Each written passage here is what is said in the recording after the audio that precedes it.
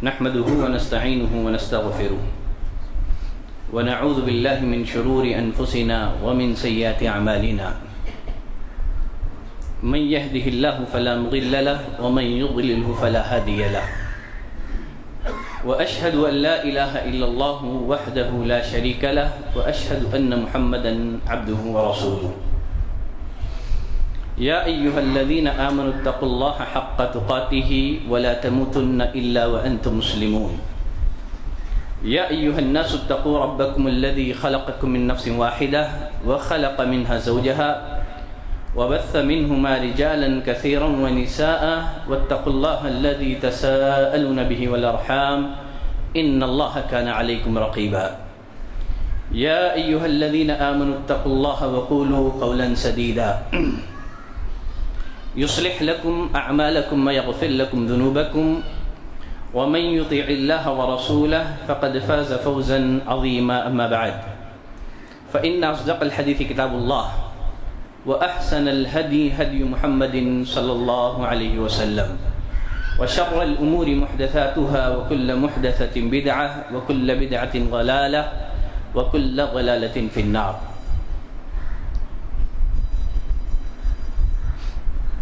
ہر قسم کی تعریف بزرگی بڑھائی صرف اللہ وحدہ لا شریک کے لیے لائق اور زیبا ہے، جو اس ساری کائنات کا خالق مالک رازق اور ہماری ہر قسم کی عبادتوں کا تنہا مستحق ہے۔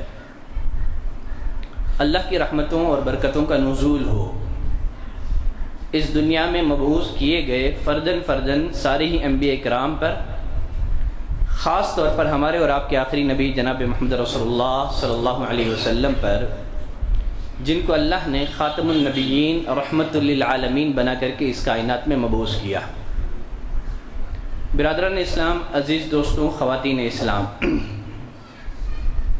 دنیا میں بہت ساری جماعتوں نے اپنے قائد، اپنے رہبر کا ساتھ دیا ہے، لیکن جس انداز میں صحابہ اکرام نے اپنے قائد، اپنے رہبر کا ساتھ دیا ہے، قربانیاں پیش کی ہے، کسی نے اور نے نہیں دیا ہے۔ یہی وجہ ہے کہ خود خالق کائنات نے قرآن مجید کی 700 آیات میں مختلف انداز میں صحابہ اکرام کے مختلف اوصاف کا اور ان کی خوبیوں کا تذکرہ کیا۔ اللہ نے ان کی تعریف بیان کی۔ اگر آج ہم اپنے اطراف اور اکناف پر ایک سرسری نگاہ دوڑاتے ہیں تو ہر طرف مسلمانوں کا ایک ٹھاٹے مارتا ہوا سمندر ہم کو دکھائی دے گا۔ دنیا کا کوئی ملک ایسا نہیں ہے، کوئی شہر ایسا نہیں ہے، کوئی گاؤں اور کوئی قصبہ ایسا نہیں ہے جہاں اسلام کی روشنی نہ پہنچی ہو۔ اس حقیقت کے اعتراف کے بعد اب سوال یہ پیدا ہوتا ہے، مکۃ المکرمہ سے اٹھنے والی یہ دعوت، مدینہ سے اٹھنے والی یہ دعوت دنیا کے اطراف اور اکناف میں، دنیا کے چپے چپے میں کیسے پہنچ گئی؟ اس کا جواب یہ ہے، یہ صحابہ اکرام کی قربانیوں کا نتیجہ ہے۔ صحابہ اکرام کے بعد ہمارے اسلاف نے جو قربانیاں پیش کی ہیں، ان قربانیوں کا نتیجہ ہے۔ اگر یہ نفوس قدسیہ، اگر صحابہ کی یہ پاکیزہ جماعت دین اسلام کے لیے مختلف انداز کی قربانیاں نہ دیتی تو ہمیں یہ ترقی نظر نہ آتی۔ اگر ہم صحابہ اکرام کی قربانیوں کا مطالعہ کریں، صحابہ کی قربانیوں کا جائزہ لیں، بنیادی طور پر صحابہ اکرام کی قربانیوں کو ہم 5 یا 6 حصوں میں تقسیم کر سکتے ہیں۔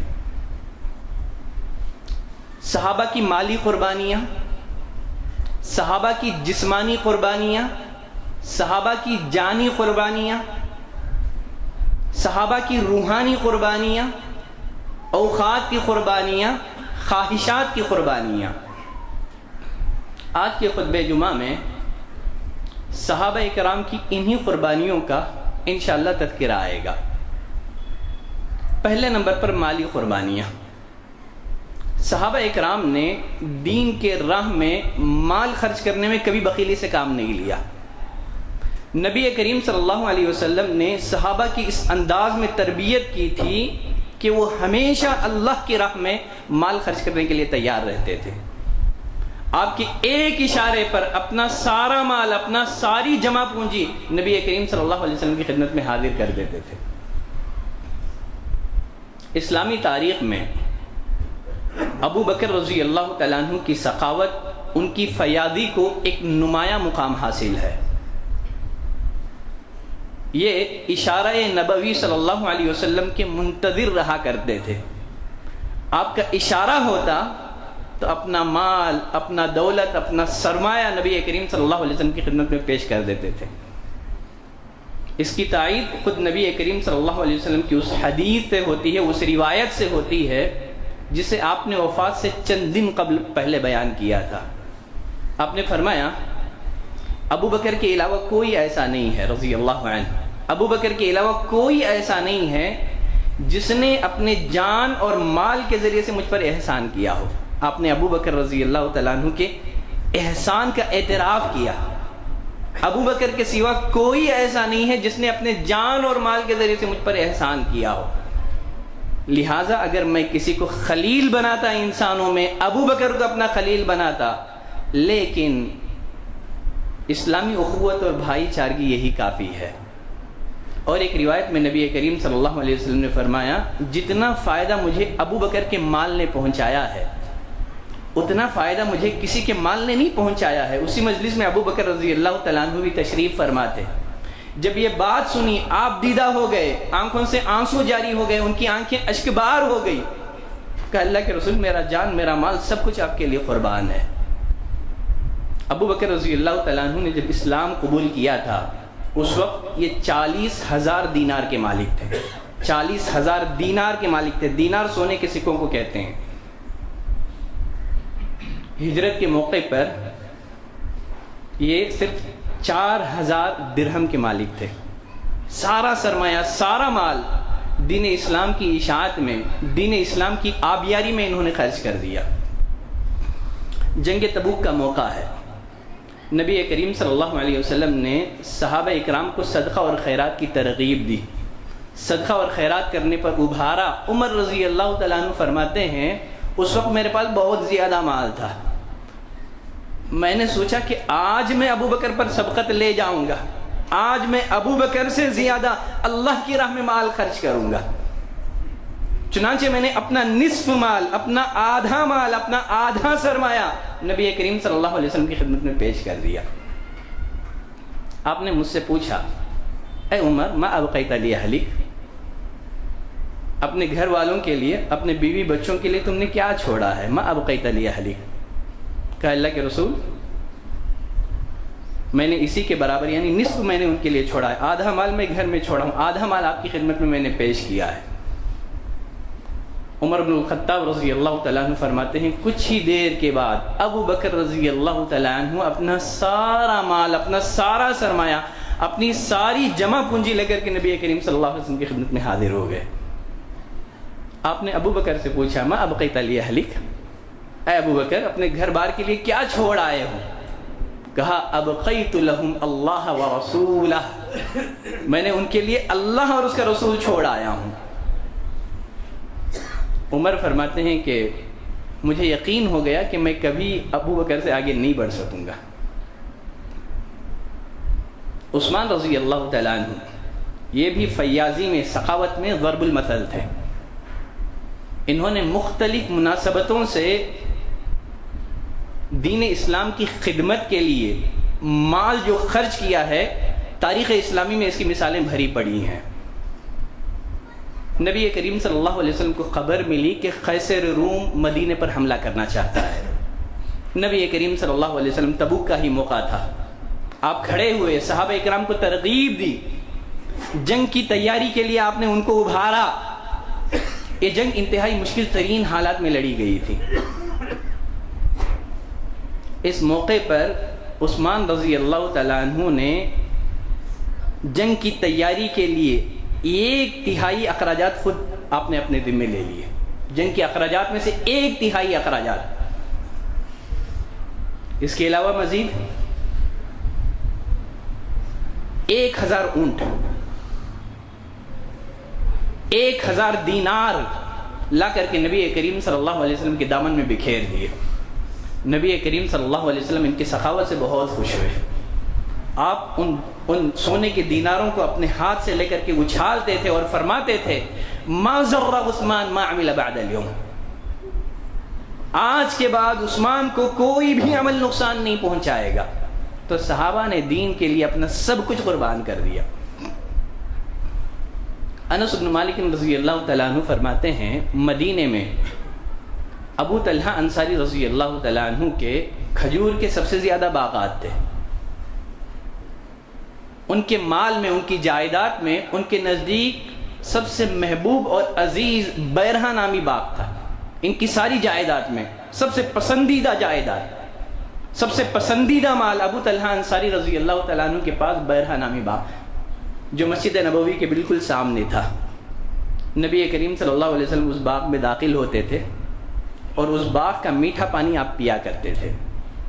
جب قرآن مجید کی یہ آیت کریمہ نازل ہوئی لن تنالوا البر حتى تنفقوا مما تحبون، تم بھلائی کو پا نہیں سکتے جب تک کہ اپنی محبوب اور عزیز اور پسندیدہ چیز اللہ کے راہ میں خرچ نہ کر دو. ابو طلحہ انصاری رضی اللہ تعالیٰ عنہ نبی کریم صلی اللہ علیہ وسلم کی خدمت میں حاضر ہوئے. کہا اللہ کے رسول، اللہ فرماتا ہے تم بھلائی کو پا نہیں سکتے جب تک کہ اپنی عزیز اور محبوب اور پسندیدہ چیز اللہ کے راہ میں خرچ نہ کر دو. میرے نزدیک بیرہا نامی جو باغ ہے میری ساری جائیداد میں سب سے پسندیدہ ہے، میں اپنے اس باغ کو اللہ کے راہ میں صدقہ کرتا ہوں. اللہ اکبر. جب قرآن مجید کی یہ آیت کریمہ نازل ہوئی من ذا الذی یقرض اللہ قرضا حسنا فیضاعفہ لہ، کون ہے جو اللہ کو قرض دے بدلے میں اللہ اس کے مال میں اضافہ کر دے. جب یہ آیت کریمہ نازل ہوئی ابو الدہداء صحابی رسول نبی کریم صلی اللہ علیہ وسلم کی خدمت میں حاضر ہوئے. کہا اللہ کے رسول، کہ اللہ ہم سے قرض کا مطالبہ کرتا ہے؟ نبی کریم صلی اللہ علیہ وسلم نے فرمایا کہ ہاں، اللہ تم سے قرض کا مطالبہ کرتا ہے. ابو الدہداء رضی اللہ تعالیٰ عنہ نے کہا اللہ کے رسول آپ اپنا ہاتھ بڑھائیے. نبی کریم صلی اللہ علیہ وسلم نے اپنا دست مبارک آگے بڑھایا. ابو الدہداء انصاری رضی اللہ تعالیٰ عنہ نے اپنا ہاتھ نبی کریم صلی اللہ علیہ وسلم کے ہاتھ پر رکھ کر کے کہا اللہ کے رسول، میرا جو باغ ہے جس میں تقریباً 600 کھجور کے درخت ہیں، میں اپنا یہ باغ اپنے رب کو قرض میں دیتا ہوں. اور اسی باغ میں ان کا گھر بھی تھا، بیوی بچے اسی گھر میں رہتے تھے. نبی کریم صلی اللہ علیہ وسلم کی خدمت سے جب واپس ہوئے باغ میں داخل نہیں ہوئے، باغ کے باہر کھڑے ہو کر کے کہا اے ام دہداء، میں نے میرا جو باغ تھا اپنے رب کو قرض دے دیا ہے. اللہ اکبر. اس دور کے خواتین بھی کتنی نیک خاتون تھی، ناراض نہیں ہوئی. کہا تم نے تو بہت فائدے کی تجارت کی ہے، تم نے تو نفع کا سودا کیا ہے. تو نبی کریم صلی اللہ علیہ وسلم کے دور کی خواتین کسی بھی میدان میں مردوں سے کم نہیں تھی. عید کے موقع پر ایک دفعہ نبی کریم صلی اللہ علیہ وسلم نے عورتوں کو صدقہ اور خیرات پر ابھارا. کہا اے عورتوں کی جماعت، کثرت سے صدقہ اور خیرات کرو، اس لیے کہ جہنم میں نے تمہاری کثرت دیکھی ہے. روایتوں میں آتا ہے کہ عورتوں نے اپنے کان کی بالیاں اور گلے کا حال بلال رضی اللہ تعالیٰ عنہ کی چادر میں ڈال دیا. ایک دفعہ معاویہ بن ابی سفیان رضی اللہ تعالیٰ عنہ شام سے 1,00,000 درہم سیدہ عائشہ رضی اللہ تعالیٰ عنہ کی خدمت میں بھیجے. شام ہونے سے پہلے 1,00,000 درہم غریبوں میں، فقراء میں، خیر کے کاموں میں خرچ کر دیا. اس دن روزے سے تھی.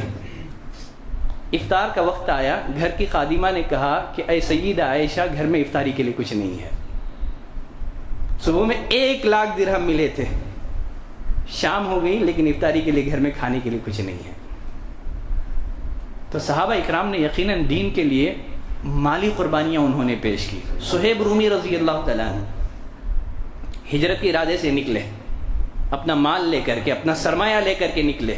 قریش نے روک لیا، کہا یہ جو تمہارے پاس مال ہے، سرمایہ ہے، یہ تم نے مکے میں کمائی ہے، صہیب رومی رضی اللہ تعالیٰ عنہ نے کہا کہ اگر میں یہ سارا سرمایہ تمہارے حوالے کر دوں تو کیا تم مجھے مدینہ جانے کی اجازت دو گے؟ کہا کہ ٹھیک ہے، تمہارے پاس جتنا کچھ سرمایہ ہے، مال اور دولت ہے، ہمارے حوالے کر دو، پھر مدینہ نکل جاؤ۔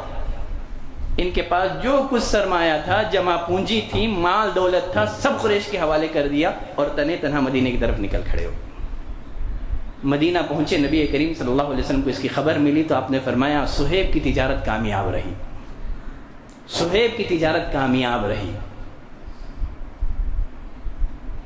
تو صحابہ اکرام کی نظر آخرت پر تھی، آخرت کی ابدی نعمتوں پر تھی۔ دنیا میں رہے لیکن دنیا نے ان کو آلودہ نہیں کیا۔ کسی شاعر نے کہا تھا، دنیا میں ہوں دنیا کا طلبگار نہیں ہوں، بازار سے گزرا ہوں خریدار نہیں ہوں۔ لیکن موجودہ مسلمانوں کا معاملہ کیا ہے؟ دین کے کاموں میں، دینی معاملات میں مال خرچ کرنے سے بخیلی کرتے ہیں، بقیہ دنیاوی معاملات میں پانی کی طرح پیسے بہاتے ہیں۔ شادی بیاہ کے موقع پر کتنا سرمایہ مسلمان خرچ کرتے ہیں، فضول خرچی سے کام لیتے ہیں، لیکن یہی دین کے نام پر خیر کے کاموں میں مال خرچ کرنے سے مسلمان کتراتے ہیں۔ مسجد کے لیے معمولی چندہ دینا ان کو برداشت نہیں ہے۔ اس کے برخلاف دشمنان اسلام کا معاملہ کیا ہے؟ جو اسلام دشمن طاقتیں ہیں وہ اپنی آمدنی کا ایک حصہ، اپنی انکم کا ایک حصہ اپنے مشن کے لیے لگاتے ہیں۔ اللہ نے ہم کو خیر امت بنایا ہے، اللہ نے ہم کو امت وسط بنایا ہے، ہماری ذمہ داریاں بہت بڑی ہیں، لیکن اس کے باوجود اس امت کی غفلت کا معاملہ یہ ہے کہ اپنا سارا سرمایہ غیر ضروری کاموں میں، شادی بیاہ کے اخراجات میں، فضول خرچیوں میں ہم لوگ خرچ کر دیتے ہیں، لیکن دینی معاملات میں ہمیں مال خرچ کرنے کی توفیق نہیں ہوتی۔ صحابہ اکرام نے جہاں دین اسلام کے لیے مالی قربانیاں پیش کی، وہیں انہوں نے جسمانی قربانیاں بھی پیش کی۔ دین اسلام کے لیے انہوں نے جسمانی اذیتیں برداشت کی۔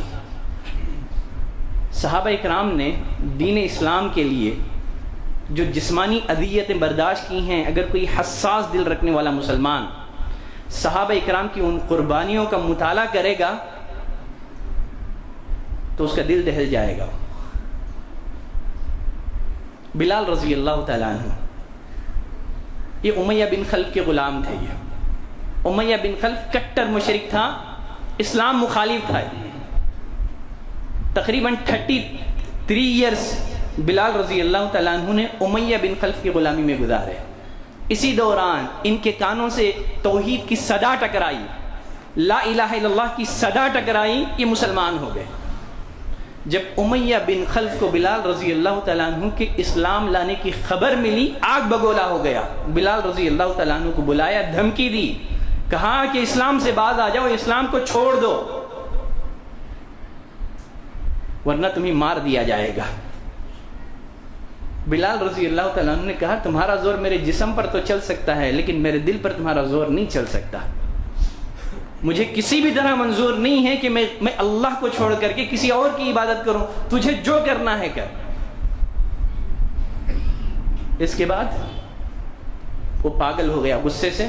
بلال رضی اللہ تعالیٰ عنہ پر ایک لامتناہی ظلم اور ستم کا اس نے آغاز کر دیا۔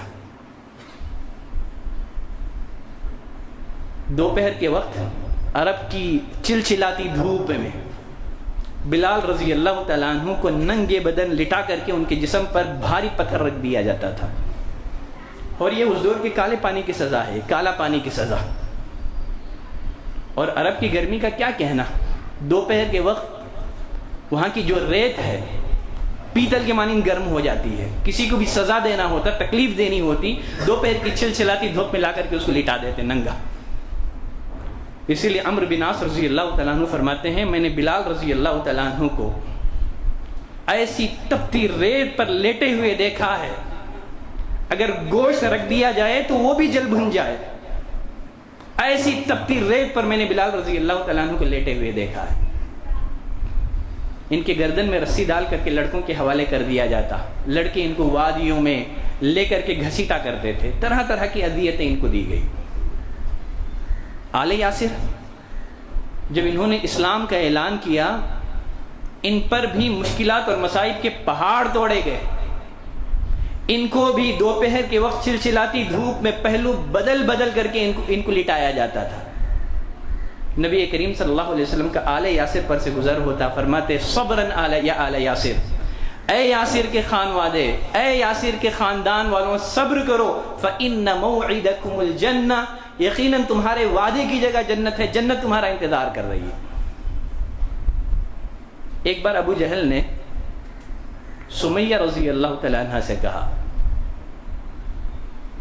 تم مسلمان اس لیے ہوئی ہو کہ تم محمد کے خوبصورتی پر، ان کے حسن پر فدا ہو چکی ہو صلی اللہ علیہ وسلم.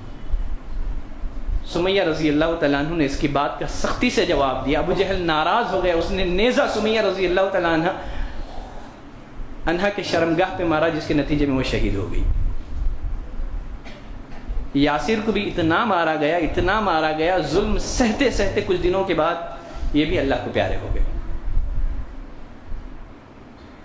مصعب بن عمیر رضی اللہ تعالیٰ عنہ عرب کے مالدار خوشحال گھرانے کے چشم و چراغ، بڑے مالدار خوشحال گھرانے کے چشم و چراغ.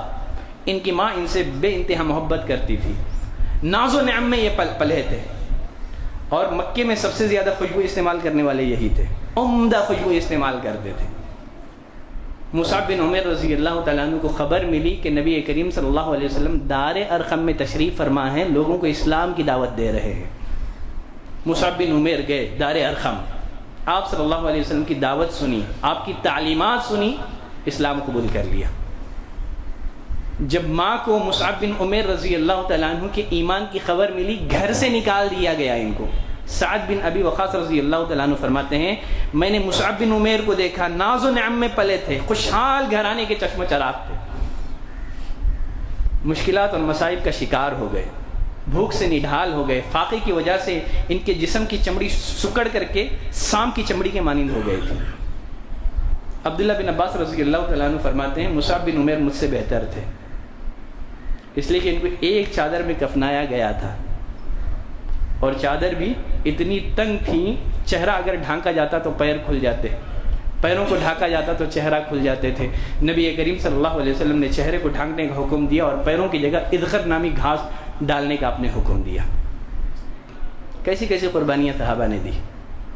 خباب بن ارت ام انمار کے غلام تھے. یہ جب خباب بن ارت رضی اللہ تعالیٰ عنہ نے اسلام کا اعلان کیا، ام انمار آگ کے شعلوں میں کپڑے نکال کر کے ان کو لٹا دیتی تھی، دہکتی ہوئی آگ میں کمر کی چربی پگھل کر کے آگ کے شعلوں کو بجھاتی تھی، اور مشرکین ان کے سر کے بال نوچتے تھے، گردن مڑوڑتے تھے. ایک دفعہ ام انمار نے لوہے کی ایک سلاخ گرم کی، لا کر کے ان کے سر پہ ڈال دیا. بہت مشکل حالات سے مکے میں مسلمان گزرے. یہی خباب بن ارت رضی اللہ تعالیٰ عنہ جب تکلیف برداشت سے باہر ہو گئی، آئے نبی کریم صلی اللہ علیہ وسلم کے پاس، شکایت کی، اللہ کے رسول، اللہ کی مدد کب آئے گی؟ آپ اللہ سے دعا کریں. نبی کریم صلی اللہ علیہ وسلم نے فرمایا، آزمائش، پریشانیاں یہ اہل ایمان کی تاریخ کا ایک حصہ ہے، تم سے پہلے کے لوگ بھی آزمائشوں سے گزارے گئے ہیں. اللہ نے فرمایا، احسب الناس ان یترکوا ان یقولوا آمنا وهم لا یفتنون، کیا لوگوں نے سمجھ رکھا ہے دعوی ایمان کے بعد ہم انہیں بغیر آزمائے چھوڑ دیں گے؟ ہم نے پہلوں کو بھی آزمایا ہے، تم کو بھی آزمائیں گے. اللہ کا قانون ہے، اللہ لوگوں کو آزماتا ہے ان کے ایمان کا امتحان لینے کے لیے، ان کی ثابت قدمی کا امتحان لینے کے لیے اللہ قوموں کو آزماتا ہے. نبی نے فرمایا، تم سے پہلے لوگوں کو بھی آزمایا گیا تھا. اتنی سخت آزمائشیں ان پر آئی تھی، گڑھے کھود کر کے کھڑایا جاتا تھا، آرے کے ذریعے سے ان کو چیر دیا جاتا تھا، لوہے کی کنگھیوں کے ذریعے سے ان کے جسموں سے گوشت کو نوچا جاتا تھا. تو صحابہ اکرام نے دین اسلام کے لیے انہوں نے جسمانی اذیتیں برداشت کی. مکے میں مسلمانوں کا بائیکاٹ کیا گیا، معاشرتی بائیکاٹ کیا گیا. شعب ابی طالب میں مسلمان 3 سال تک محصور رہے. یہ بائیکاٹ 3 سال تک جاری رہا. حالت یہ تھی، مسلمانوں کو درخت کے پتے کھا کر کے زندگی گزارنی پڑی، جانوروں کے چمڑے کھا کر کے ان کو زندگی گزارنی پڑی، کھانے کے لیے کچھ نہیں تھا، معاشرتی بائیکاٹ کیا گیا تھا۔ بچے اس قدر روتے کہ وادی سے باہر مسلمانوں کے بچوں کی آوازیں سنائی دیتی تھی۔ تو ہر قسم کی تکلیفیں انہوں نے دین اسلام کے لیے برداشت کی۔ صحابہ اکرام نے جہاں انہوں نے جسمانی قربانیاں انہوں نے پیش کی، وہیں انہوں نے اپنی جانی قربانیاں بھی انہوں نے پیش کی۔ دیکھیں، ہر انسان کو اپنی جان سب سے زیادہ عزیز ہوتی ہے۔ اگر جان کو کوئی خطرہ ہو تو انسان ہر قسم کی قربانیاں دینے کے لیے تیار ہو جاتا ہے، لیکن جب جان کو قربانی کا جب موقع آیا، صحابہ اکرام نے جھجک محسوس نہیں کی، اپنے جانوں کا نذرانہ انہوں نے پیش کر دیا۔ اسلام اور کفر کا سب سے پہلا معرکہ جنگ بدر، نبی کریم صلی اللہ علیہ وسلم کو خبر ملی کہ ابو سفیان 1000 کا لشکر لے کر کے مدینے پر حملہ کرنا چاہتا ہے۔ نبی کریم صلی اللہ علیہ وسلم صحابہ اکرام کو جمع کیا، مشورہ کیا کیا جائے۔ صحابہ نے کہا، سعد بن عبادہ نے کہا، اللہ کے رسول، ہم بزدل قوم نہیں ہیں، اگر آپ ہمیں حکم دیں دریا میں کودیں، ہم دریا میں بھی کود پڑیں گے، ہم بنو اسرائیل کی طرح نہیں ہیں جنہوں نے موسیٰ سے کہا تھا تو جا تیرا رب جا کر کے دونوں دشمنوں سے قتال کرو اور ہم یہاں بیٹھ کر کے تماشا دیکھیں گے، ہم ایسی قوم نہیں ہیں، اگر آپ حکم دیں ہم گھوڑوں سمیت دریا میں کود پڑیں گے۔ اور نبی کریم صلی اللہ علیہ وسلم کے دور کے جو نوجوان تھے، جو چھوٹے چھوٹے بچے تھے، وہ ان کے دل بھی شوق شہادت سے معمور تھے۔ جنگ احد کا معاملہ، رافع بن خدیج جن کی عمر 15 سال کی تھی، نبی کریم صلی اللہ علیہ وسلم نے کم سنی کے باعث جنگ میں شرکت کی اجازت نہیں دی ان کو، ایڑیوں کے بل کھڑے ہو گئے کہ اللہ کے رسول مجھے اجازت دے، جنگ بدر میں بھی مجھے جنگ میں شرکت سے محروم کر دیا تھا، اب میں شریک ہونا چاہتا ہوں۔ نبی کریم صلی اللہ علیہ وسلم نے اجازت دے دی۔ پھر اس کے بعد سمورہ بن جندب رضی اللہ تعالیٰ عنہ آئے، یہ بھی کم سن تھے، ان کو واپس کر دیا گیا، کہا اللہ کے رسول آپ نے تو رافع بن خدیج کو جن کی عمر 15 سال ہے ان کو آپ نے جنگ میں شرکت کی اجازت دی ہے، آپ مجھے بھی اجازت دیں، میں ان سے زیادہ طاقتور ہوں، اگر یقین نہیں ہوتا تو میرے اور ان کے درمیان آپ کشتی کا مقابلہ کرا لیں، میں ان کو پچھاڑ دوں گا۔ مقابلہ کروایا گیا، سمورہ بن جندب نے پچھاڑ دیا، ان کو بھی جنگ میں شرکت کی اجازت دے دی گئی۔ اللہ اکبر، ڈرتے نہیں تھے وہ لوگ، موت سے اسی طرح محبت کیا کرتے تھے جس طرح ہم آج زندگی سے محبت کیا کرتے ہیں۔ ایک صحابی نبی کریم صلی اللہ علیہ وسلم کے پاس آئے، کہ اللہ کے رسول اگر میں شہید ہو جاؤں تو کہاں جاؤں گا؟ نبی کریم صلی اللہ علیہ وسلم نے فرمایا جنت میں جاؤ گے۔ ان کے ہاتھوں میں کھجور تھے، پھینک دیا، میدان جنگ میں کود پڑے، شہید ہو گئے۔ تو صحابہ اکرام دین کے لیے اپنے جانوں کا نذرانہ پیش کرنے سے جھجک محسوس نہیں کرتے تھے، چھوٹے چھوٹے بچے، عورتیں، نوجوان، بوڑھے، صحابہ اکرام کی جماعت کا ہر گروہ، ہر طبقہ اپنے جانوں کا نذرانہ اللہ کی راہ میں پیش کرنے کے لیے ہمیشہ تیار رہتا تھا۔ صحابہ اکرام نے جس طرح انہوں نے جانی قربانیاں پیش کی، اسی طرح انہوں نے روحانی قربانیاں بھی پیش کی۔ بسا اوقات روحانی قربانیاں یہ جسمانی قربانیوں سے زیادہ انسان کے لیے مشکل ہوتا ہے، صبر آزما ہوتا ہے، تکلیف کا باعث ہوتا ہے۔ یہاں 2 مثالیں میں بات کر کے اپنی گفتگو کو ختم کرتا ہوں۔ ابو سلمہ رضی اللہ تعالیٰ عنہ مکے سے نکلے ہجرت کے ارادے سے، اس لیے کہ مکے میں مسلمانوں کو ستایا جا رہا تھا، تکلیفیں دی جا رہی تھی، صرف ایک اونٹ ان کے پاس تھا، اونٹ پر بیوی سوار تھی اور بچہ سوار تھا، خود اونٹ کی نکیل تھام کر کے مدینے کی طرف روانہ ہو گئے۔ ابھی کچھ ہی دور آگے بڑھے تھے، ام سلمہ رضی اللہ تعالیٰ عنہ کے خاندان کے لوگ آ گئے، کہا تم کو مدینہ جانا ہو تو اکیلے چلو، ہم اپنی لڑکی کو تمہارے ساتھ نہیں بھیجیں گے۔ ابھی 2 قدم آگے بڑھے تھے کہ ابو سلمہ رضی اللہ تعالیٰ عنہ کے گھر کے لوگ آ گئے، کہا کہ نہیں، ہم بچے کو جانے نہیں دیں گے۔ دیکھیے صحابہ نے کیسی کیسی قربانیاں پیش کی، سینے پر پتھر رکھ کر کے روانہ ہو گئے، اکیلے تنہا روانہ ہو گئے۔ سعد بن ابی وقاص رضی اللہ تعالیٰ عنہ نے جب اسلام قبول کیا، ماں نے کیا کہا کہا جب تک تو کفر نہیں کرے گا، مرتد نہیں ہو جائے گا، میں کھانا نہیں کھاؤں گی۔ ایک دن گزر گیا، کھانا نہیں کھائی، 2 دن گزر گیا، کھانا نہیں کھائی، بھوک سے نڈھال ہو گئی، 3 دن ہو گیا۔ سعد بن ابی وقاص، ماں سے بھی محبت ہے، کیسی کیسی آزمائشیں ان کے ساتھ آئی۔ سعد بن ابی وقاص رضی اللہ تعالیٰ عنہ نے ماں سے کہا کہ اے ماں سن لے، اگر تیری 100 جانیں ہوں، ایک ایک کر کے میرے سامنے اگر ختم ہو جائیں، تب بھی میں اس دین کو چھوڑنے والا نہیں ہوں۔ تیری مرضی ہے، تو کھانا ہو تو کھا، اگر بھوکی رہنی ہے تو تیری مرضی ہے۔ اگر تیری 100 جانیں بھی ہوں، مجھے منظور ہے تیری یہ 100 جانیں ختم ہو جائے، لیکن مجھے دین سے مرتد ہونا منظور نہیں ہے۔ ہر چیلنج کو انہوں نے قبول کیا، روحانی قربانیاں دی، خواہشات کی قربانیاں دی، وقت کی قربانیاں دی۔ صحابہ اکرام کو ان ساری قربانیوں کو پیش کرنے کے لیے کس چیز نے آمادہ کیا؟ یہی دین سے محبت تھی ان کو، اللہ اس کے رسول سے محبت تھی، ذمہ داری کا احساس تھا، آخرت میں جو باس پرس ہوگی اس کا ڈر تھا، اور جو جنت کے انعامات ہیں اس کی خواہش تھی۔ اس وجہ سے انہوں نے ہر قسم کی قربانیاں انہوں نے دے دی۔ آج مسلمانوں کے اندر قربانی کا جذبہ سرد پڑ گیا ہے، اس لیے کہ ہمارے دل میں نہ اللہ کی محبت ہے، نہ رسول کی محبت ہے، نہ دین کی محبت ہے۔ ہمارے دلوں میں دنیا کی محبت گھر کر چکی ہے، ہم لوگ موت سے ڈرنے لگے ہیں۔ مسلمانوں کی ذلت اور پستی کا یہی سبب ہے۔ نبی نے فرمایا ایک وقت ایسا آئے گا دشمن طاقتیں تم پر ٹوٹ پڑے گی جس طرح بھوکا دسترخوان پر ٹوٹ پڑے گا، تعداد ہوگی تمہاری بہت زیادہ، اللہ دشمنوں کے دل سے تمہارا ڈر ختم کر دے گا، اور تمہیں وہن کی بیماری لگ جائے گی، وہن کی بیماری میں مبتلا ہو جاؤ گے۔ صحابہ نے پوچھا وہن کی بیماری کیا ہے؟ آپ نے فرمایا حب الدنیا و کراہیت الموت، دنیا کی محبت، موت سے جب تم ڈرنے لگو گے تو اللہ دشمنوں کے دل سے تمہارا ڈر ختم کر دے گا۔ تو ضرورت اس بات کی ہے، موجودہ حالات ہم سے اس بات کا تقاضا کرتے ہیں کہ ہم دین اسلام کے لیے ہر قسم کی قربانیاں دینے کے لیے تیار ہوں۔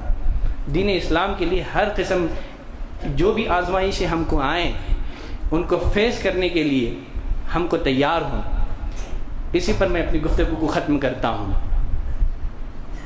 انڈیا کے موجودہ حالات کیا ہیں اور مسلمانوں کو کن آزمائش سے گزرنا پڑ رہا ہے، یہ کسی سے مخفی نہیں ہے، ہم میں کا ہر ایک جانتا ہے۔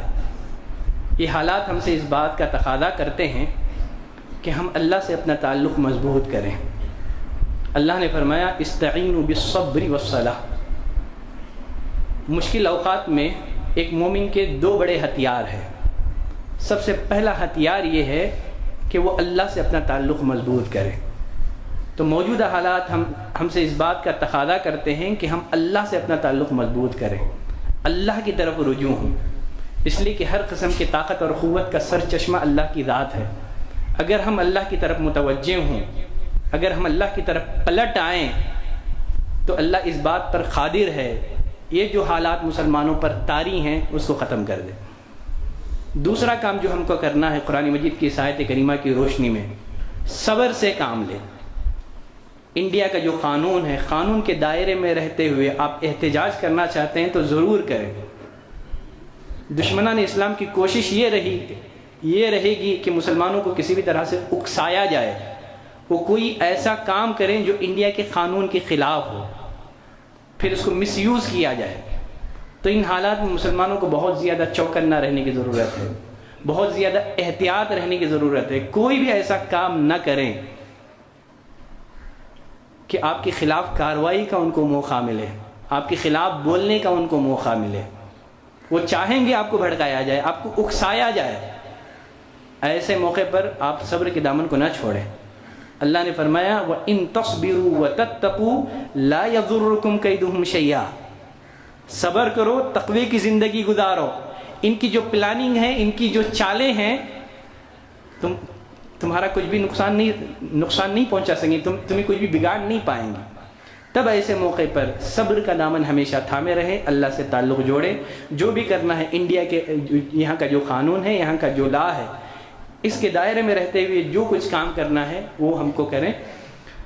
اور ساتھ ہی ساتھ ہم جانتے ہیں انڈیا میں ہر طرف مسلمان مظلومیت کا شکار ہیں، ہم سب آج کے خطبہ جمعہ میں بہت سارے مسلمان ان احتجاجات میں جو ہے مارے بھی گئے ہیں، قتل کیے گئے ہیں.